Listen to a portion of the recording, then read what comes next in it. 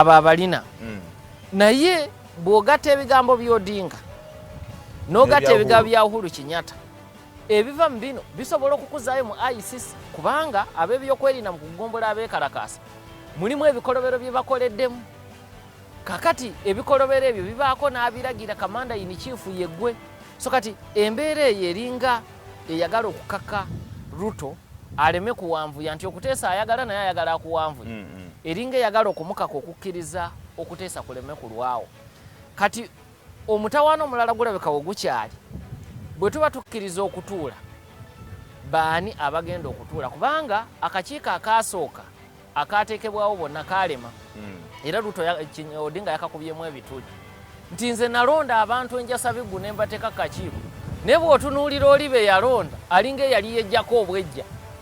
kwegamba nga waliyo omuntu gw'osindise ng'alinga atalina na buyinza Odinga anaga nti nze bwe nnonda ne nkusindikira omubaka mu paalamenti oweraliyedda Otienda Amolo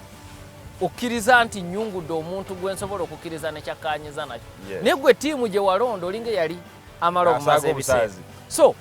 bwe tuba baakuddamu kuteesa ttiimu mpya kati ze baagala ate nga ziri ku ddaala lya waggulu n'okusinga ku ezo kakati ensonda ziraga nti mu kampu ya Odinga nga bwe yasindise Kalonzo n'ayogera ne badiplomats yandikulembera ttiimu empya singa eba yakuteekebwawo oba baba batagikulembedde naye nga y'omu ku bo abalina okugibeerako kakati ku ludda lwa Ruto amawulire ge baasoose okusomola bo bennyini ne bageesomolera nga balaga nti bo baagala kulembeza Rigathi Gachagua omumyuka wa Ruto bateekeko omubaka Ndidi Nyoro ne Kimani Ichung'wah bonna Bakikuyu nga Ruto baakozesezza mu kujerega n'okuvuluga Uhuru Kenyatta ebbanga lyonna era yali Kimani Ichung'wah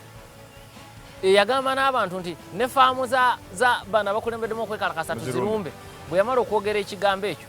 ekyaddako abantu ne balumba faamu ya Uhuru Kenyatta kati mu buli mbeera teri bw'oyinzaga nti tugenda kuteeseganya ku ludda olwa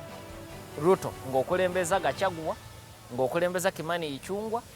ng'okulembeza Ndidi Nyoro kakati ekyo bwe kimala okutegereka nti tekisobola kukola ensonda ziraga nti Ruto atandise okulowooza ku Musalia Mudavadi musajja ali moderate mu nkola ye y'ebyobufuzi byonna Wetangula speaker wa parliament ya Kenya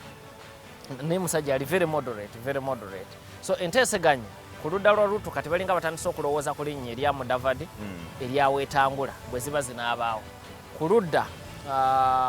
olw'Odinga ne balowooza ku Kalonzo Musyoka kubanga enteeseganya z'ekika kino bwe zisukkamu ba extremists temusobola kutuuka kukkaanya era kyekyaliwo mu 2008 Kofi Annan ng'ali e Kenya nga ku ludda lw'Odinga oyinayo William Ruto nga ku ludda olwa Mwai Kibaki oyinayo Martha Karua tewali kye wali osobola kuggusa buli omu bw'alalambala abalalambadde tadda ne bw'oleeta amazzi agannyogoga nga tasobola kudda era ku nkomerero Kofi Annan kwe kusalawo n'agamba Odinga ne Kibaki njagala mmwe babiri era kyekyamala eggobe mu kibya Ruto ne bamugjamu ne Martha Karua ne bamugjamu era mu busungu Martha Karua ne mu kuteeka omukono ku ndagaano eyo yagaana okujja ye William Ruto yajja naye oluvannyuma era bombi baabeera baminisita mu gavumenti ey'omukago Martha Karua ne William Ruto Martha Karua yafuuka minisita w'ebyamateeka ate tujjukira nga William Ruto yafuuka minisita avunaanyizibwa ku by'obulimi wabula mu kaseera katono ate Ruto n'atabuka n'Odinga okuva olwo tebaddiŋŋananga atulaba nga tumaliriza yandyagadde okutunuulira ennyo nti singa Ruto agenda